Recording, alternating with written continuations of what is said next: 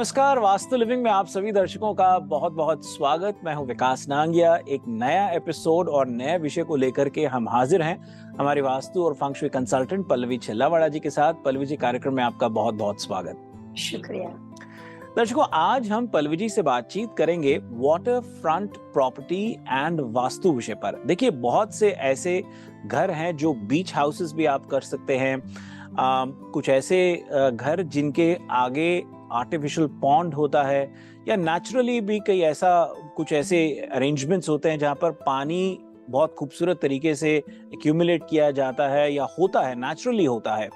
इन तमाम प्रॉपर्टीज के बारे में बातचीत करेंगे। देखिए, मेरे जैसा व्यक्ति एयरबीएनबी या इस तरह के जगह पे जब हॉलिडे के मूड में होता है तो ऐसी प्रॉपर्टीज को रेंट कर करके समय बिताना बहुत अच्छा महसूस करता है। लेकिन फिर कुछ ऐसे लोग जो उन प्रॉपर्टीज को ओन करते हैं, उनके लिए वास्तु की क्या प्राथमिकताएं हैं, यही पल्लवी जी से आज हम जानेंगे। हमारा विषय है waterfront properties and vastu. Pallavi ji, क्या कहेंगे हमारे आज के विषय के बारे में?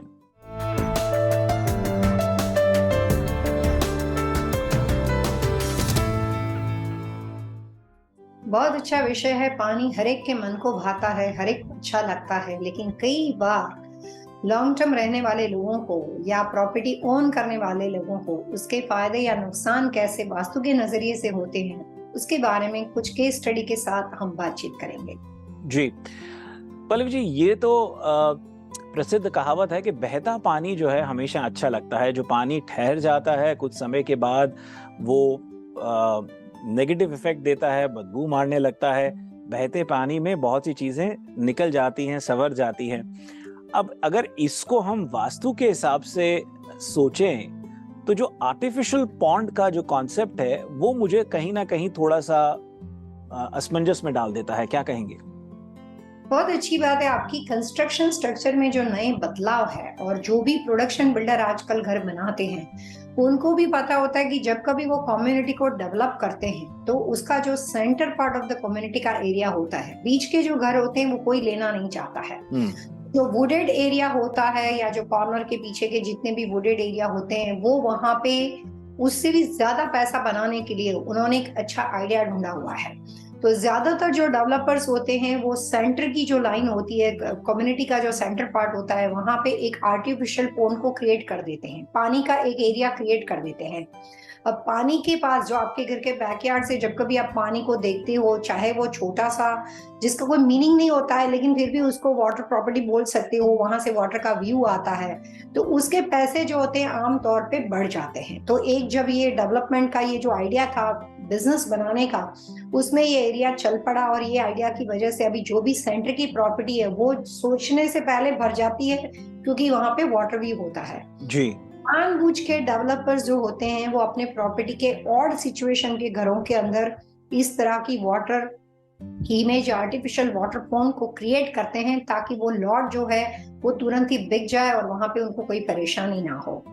वास्तु के नजरिए से जितनी भी वाटर फ्रंट प्रॉपर्टी होती है जिसमें अलग अलग तरह की प्रॉपर्टी देखी जाती है, बीच के ऊपर पानी के पास, समंदर के पास की प्रॉपर्टी, इंटरकोस्टल प्रॉपर्टी, कई बार आर्टिफिशियल वाटर पॉन्ड की बनी हुई प्रॉपर्टी, कई बार क्रिक होती है, अलग अलग तरह से पानी आपके आसपास दिखाई देता है, चाहे वो मैन मेड हो चाहे वो नेचुरल वे से हो।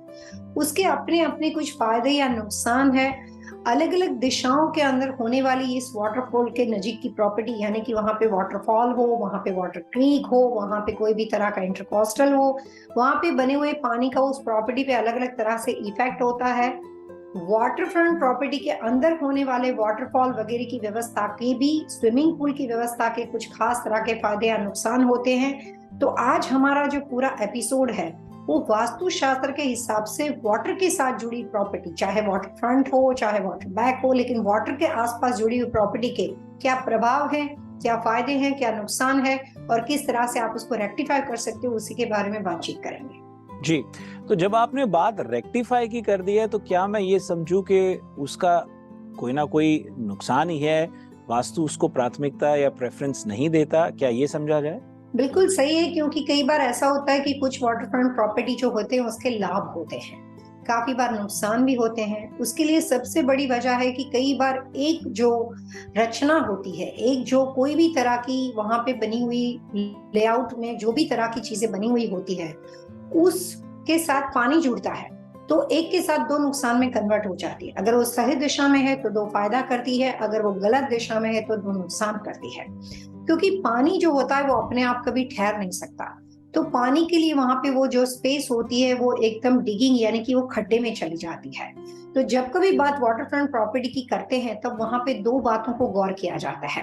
सबसे पहले बात होती है ग्राउंड लेवल की, क्योंकि वाटरफ्रंट प्रॉपर्टी चाहे आर्टिफिशियल मैन मेड हो या आपकी नेचुरल हो, लेकिन वहां पे पानी को रखने के लिए, पानी को स्टोर करने के लिए एक गहराई होती है, एक खुदाई होती है, एक खड्डा होता है। तो वहां पे स्लोप लेवल जो होता है वो डाउन हो जाता है, प्लस वहां पे वाटर का स्टोरेज होता है।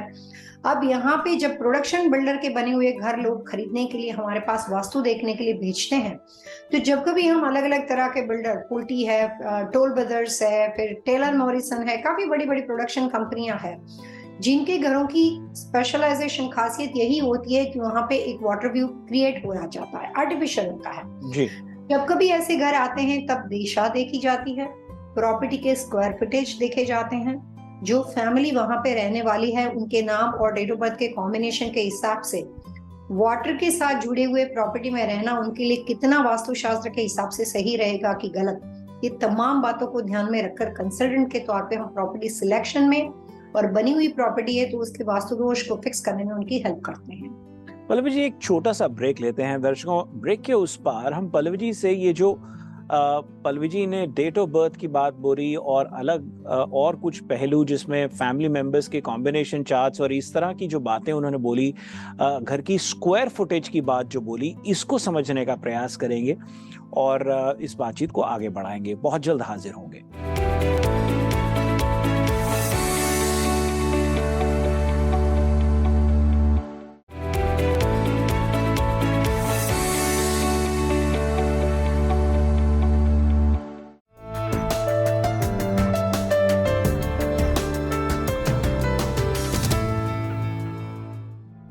स्वागत आप सबका एक बार फिर से। आप देख रहे हैं वास्तु लिविंग और मैं हूं प्रकाश नांगिया। आज हम पल्लवी जी से बातचीत कर रहे हैं water front property and vastu विषय पर। पल्लवी जी, कार्यक्रम में आपका स्वागत है।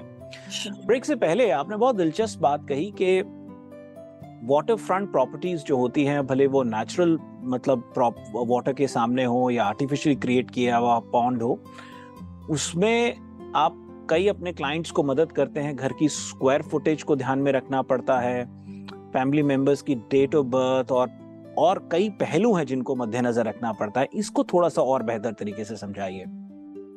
सबसे पहले वास्तु के बारे में बात करते हैं, जिसका मतलब होता है व्यक्ति दर व्यक्ति इंडिविजुअल होना।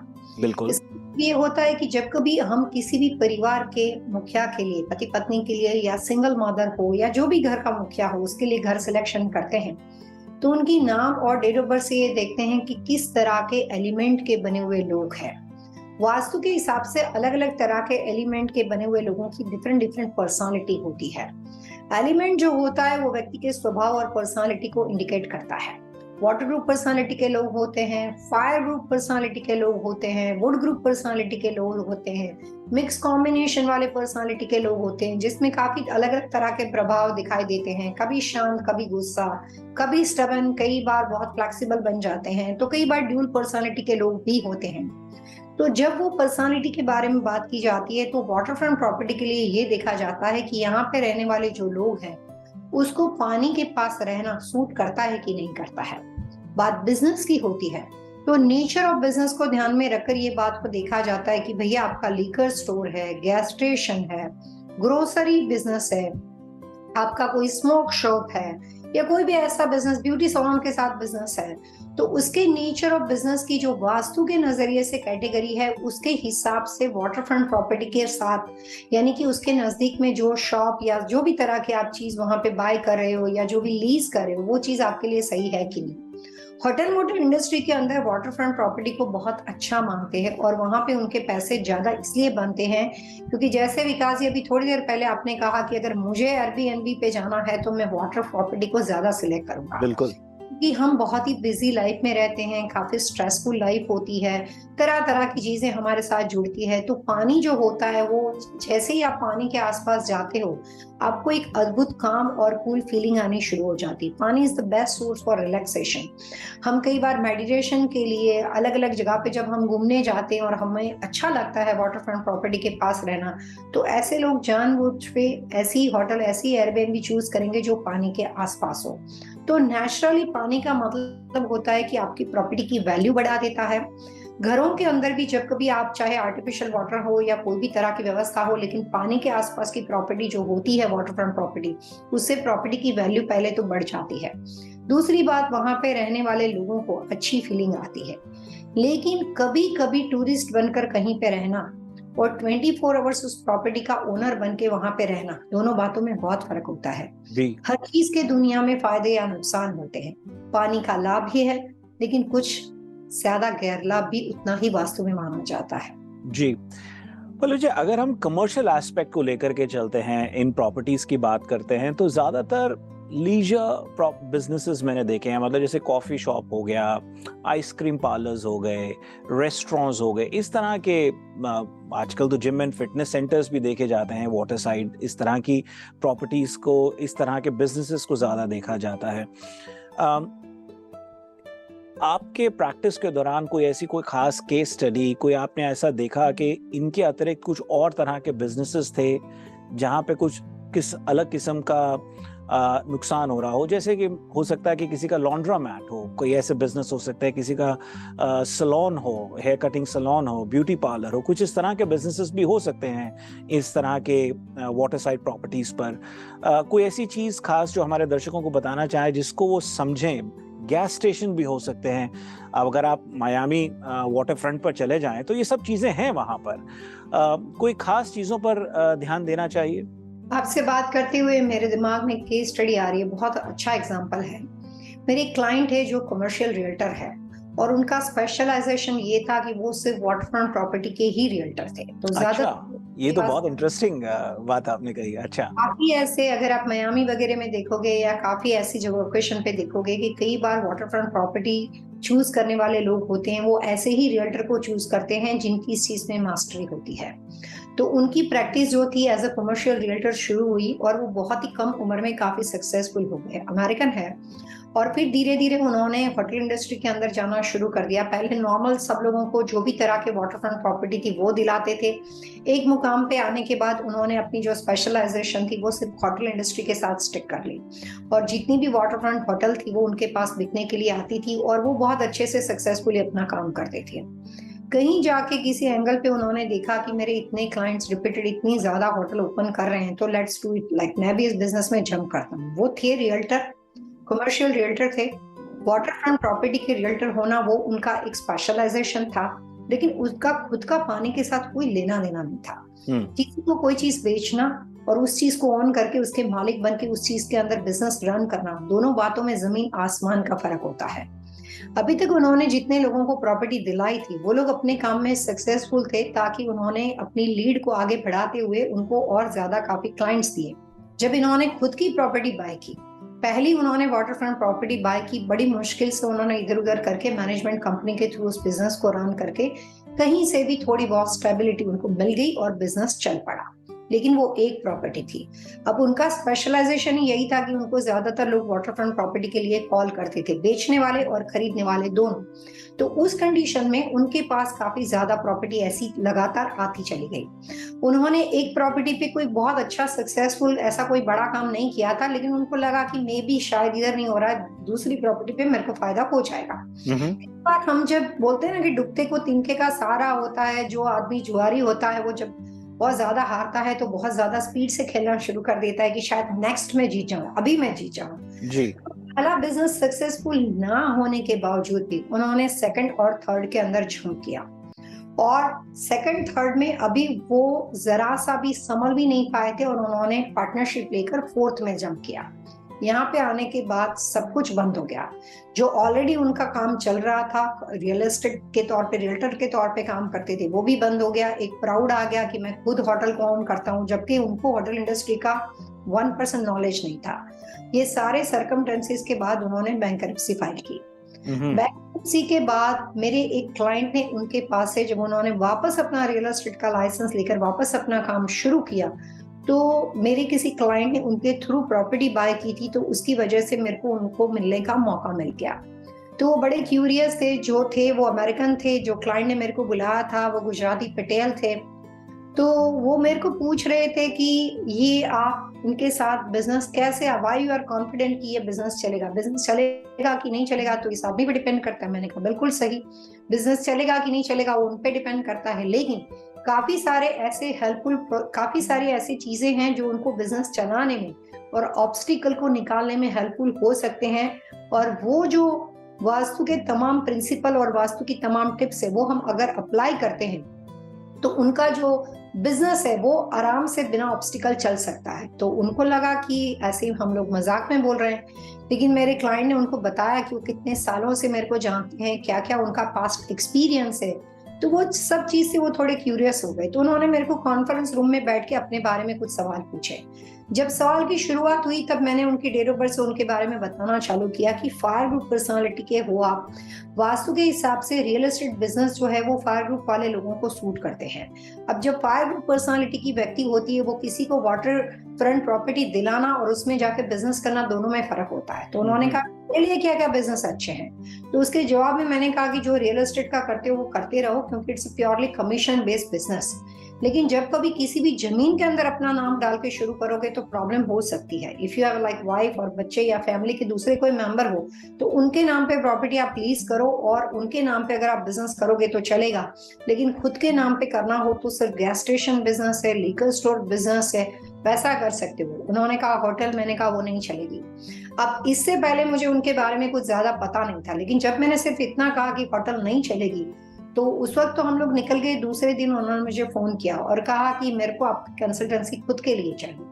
मेरा उनके साथ मिलना हुआ, मैं उनके ऑफिस में गई, फिर उन्होंने अपनी पूरी कहानी बताई कि इस तरह के प्रॉब्लम्स हो गए हैं और कुछ लीगल इशू है जो अभी तक वो फेस कर रहे हैं। तो वहां से कई बार हम दोनों की दोस्ती शुरू हो गई और अभी मेरे बहुत अच्छे क्लाइंट्स हैं, उनके काफी बिजनेस के साथ मैं काम करती हूँ। लेकिन अब हम उनके लिए सिंपल शॉपिंग सेंटर यानी कि प्लाजा लेते हैं और उसको लीज कर देते हैं। ना ही हम वो प्लाजा चलाते हैं, ना ही कोई भी प्लाजा वाटर फ्रंट के पास है। रेगुलर जिस तरह के मार्केट के अंदर, सिटी के अंदर प्लाजा होते हैं, इस तरह की कमर्शियल प्रॉपर्टी मैं उनके साथ खुद के लिए बाय करती हूँ। कई बार ऐसा होता है कि पानी जिसको सूट करता है उसको बहुत सूट करता है, लेकिन अगर उसको सूट नहीं करता है तो काफी नुकसान होता है।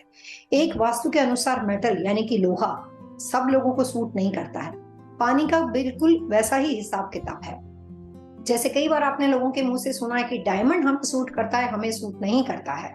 तो डायमंड जो होता है वो फायर इंडस्ट्री के साथ आता है। काफी सारे लोगों को जो उसकी चमक होती है उससे एक फायर एनर्जी क्रिएट होती है, और कई बार अगर उनके लिए उस तरह की फायर एनर्जी, सूर्य की ऊर्जा, उसमें से रहने वाले क्रिस्टल जैसे रेस के कलर्स अगर सूट नहीं करते हैं, तो ऐसे तमाम लोगों को डायमंड से नुकसान हो जाता है। तो मैं ये कहना चाहूंगी वास्तु कंसल्टेंट होने के नाते कि जैसे डायमंड, लोहा किसी को सूट करता है, किसी को नहीं करता है, बिल्कुल ठीक ऐसे ही वाटर फ्रंट प्रॉपर्टी का वास्तु होता है। हम मानते हैं कि पानी जो है वो रिलैक्सेशन का काम करती है, लेकिन काफी ज्यादा रिलैक्सेशन जो होता है वो कई बार लेजीनेस में कन्वर्ट हो जाता है। इसीलिए लगातार वाटर फ्रंट प्रॉपर्टी के आसपास रहने वाले जो घर होते हैं उसमें कई बार हायर लेवल की एजुकेशन के लिए जितने भी बच्चे, जो भी स्टूडेंट जो होते हैं वो कोशिश करते हैं, उनको अपने काम में चाहिए उतनी सक्सेस नहीं मिलती है। पति पत्नी के रिलेशनशिप के अंदर भी कई बार ऐसा होता है कि अगर आप वाटरफ्रंट प्रॉपर्टी के पास में हो और किसी वजह से भी आप हस्बैंड वाइफ दोनों एक ही बिजनेस के साथ जुड़े हुए हो और एक ही बिजनेस के साथ आपके साथ उनकी बातचीत करना, उनके लिए वर्क करना, वो सब होता है, तो कई बार रिलेशनशिप में डिस्प्यूट की वजह से सिर्फ घर की एनर्जी नहीं लेकिन बिजनेस की एनर्जी भी डिस्ट्रक्टिव एनर्जी में कन्वर्ट हो जाती है और पति पत्नी जो होते हैं वो इस तरह की प्रॉपर्टी में रहकर एक दूसरे से विमुख हो जाते हैं, एक दूसरे से अपोजिट तरह की बातें सोचते हैं और रिलेशनशिप में कई बार ऐसा होता है कि उनका जो डिस्प्यूट होता है वो उनके बिजनेस को सफर करने की बारी आ जाती है। एक छोटा सा ब्रेक लेते हैं, आपसे वापस आने के बाद टिप ऑफ द वीक जानेंगे और बहुत जल्द हाजिर होंगे।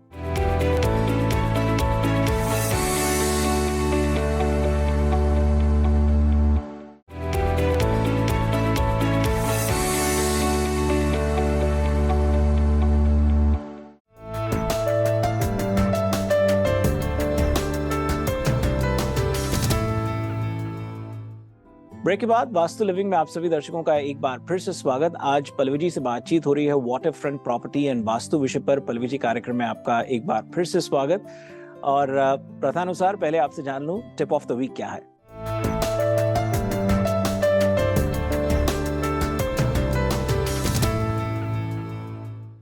आज हम बात वाटरफ्रंट प्रॉपर्टी की करते हैं। अगर आपका घर, चाहे घर के बैकयार्ड में, घर के फ्रंट में, राइट या लेफ्ट, किसी भी जगह पे रेसिडेंशियल या कमर्शियल प्रॉपर्टी में अगर आप वाटरफ्रंट प्रॉपर्टी के साथ जुड़े हुए हो और आपको एक या दूसरे तरीके से कोई भी छोटे मोटे प्रॉब्लम्स आते हो, ऐसे तमाम लोगों को मैं एक सिंपल वास्तु टिप्स देना चाहूंगी कि सबसे पहले आप प्रॉपर्टी के अंदर होने वाले कलर्स कॉम्बिनेशन पे फोकस करो। बिल्डिंग को आप उठा के कहीं जा नहीं सकते हो, लेकिन उसके इंटीरियर के फायदे लेकर, इंटीरियर की रेमेडी करके, कलर थेरेपी से आप उस चीज को रेक्टिफाई करने में बहुत हद तक फायदा, उसका लाभ उठा सकते हो। तो कलर्स के अंदर आपको वाटरफ्रंट प्रॉपर्टी के साथ जुड़े हुए लोगों को रेसिडेंशियल और कमर्शियल प्रॉपर्टी में, इनसाइड प्रॉपर्टी में कोई भी तरह के वाटरफॉल का प्रयोग नहीं करना है। Blue, navy blue, grey, black, purple, violet, aqua blue, aqua marine, ऐसे तमाम कलरों का उपयोग फर्नीचर सिलेक्शन में, वॉल पेंट के अंदर, पिक्चर पोस्टर पेंटिंग के अंदर कंप्लीटली अवॉइड करना है। तो अगर आपकी प्रॉपर्टी वाटरफ्रंट है, घर हो या बिजनेस हो, और किसी भी वजह से आप वहां पे परेशान हो, तो कलर रेक्टिफिकेशन का काम करके भी आप कुछ हद तक अपने आप को बैलेंस कर सकते हो, ताकि उससे बाहर निकलने का, प्रॉब्लम से बाहर निकलने का कुछ हद तक रास्ता मिल जाए। तो कलर रेमेडी, कलर थेरेपी अपना एक महत्वपूर्ण भूमिका निभा जाती है।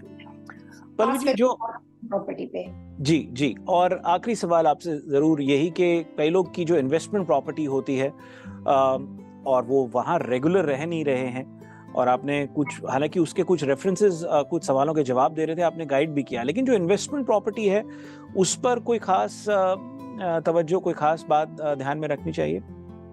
जो इन्वेस्टमेंट प्रॉपर्टी हो, आप उसको ओन करते हो लेकिन आपने रेंट दिया है, तो वहां पे उसका नुकसान आपके ओनर को, यानी कि जो भी व्यक्ति ऑन पेपर है उसको कम होता है। अगर आप अपार्टमेंट बिल्डिंग में हो, जैसे न्यूयॉर्क वगैरह के बारे में बात करते हैं, अगर आप हाई राइज बिल्डिंग में हो और आपके पास पानी का व्यू है, but you are not close to property, पानी के पास में नहीं हो, क्योंकि आप उसकी जो भी बिल्डिंग की हाइट होगी उसके मिडल वाले फ्लोर से आप ऊपर हो, जैसे 30th, लाइक पूरा 30 फ्लोर का बना हुआ बिल्डिंग है, तो उसमें आप 15 फ्लोर के ऊपर पड़ते हो। अगर 6 फ्लोर का बना हुआ बिल्डिंग और अगर आप 3rd फ्लोर से ऊपर पड़ते हो, और 45 फ्लोर का है और आप उसके मिडल से ऊपर पड़ते हो, तो ऐसे तमाम लोगों को, जितने आप ऊपर जाते हो उतना आपको कॉस्मिक एनर्जी का इफेक्ट होता है। ग्राउंड लेवल पे होने वाली कोई भी तरह की वाटर या पानी का इफेक्ट उन लोगों के ऊपर कम हो जाता है।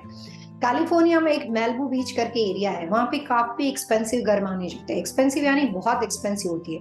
वहां पे ऐसा होता है कि जो घर होते हैं वो कई बार इस तरह से डिजाइन किए जाते हैं, वो जमीन के ग्राउंड लेवल से नहीं होते। वहां पे कुछ खास तरह के बेस बनते हैं, और जैसे आप देखते हैं कि घरों के अंदर बना बनाया स्ट्रक्चर आप वहां पे जाके रख देते हो, उस तरह की प्रॉपर्टी आपको मैलिबू बीच पे दिखाई देती है। कंस्ट्रक्शन स्ट्रक्चर नहीं होता है, पूरा बिल्डिंग बना हुआ होता है, स्ट्रक्चर को जाके स्लोप पे रख दिया जाता है।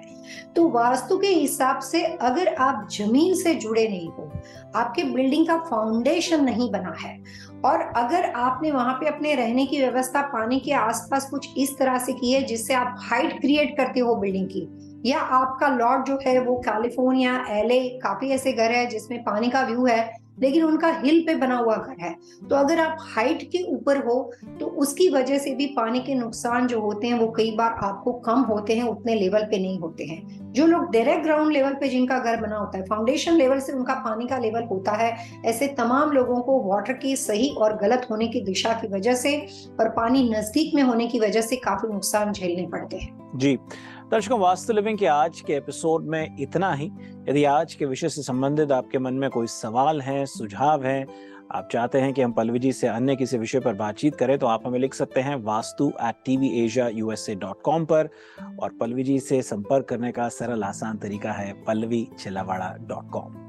पल्लवी जी, आइए अगले अंक तक के लिए दर्शकों से मिलकर के आज्ञा लेते हैं। Wish you all happy vastu.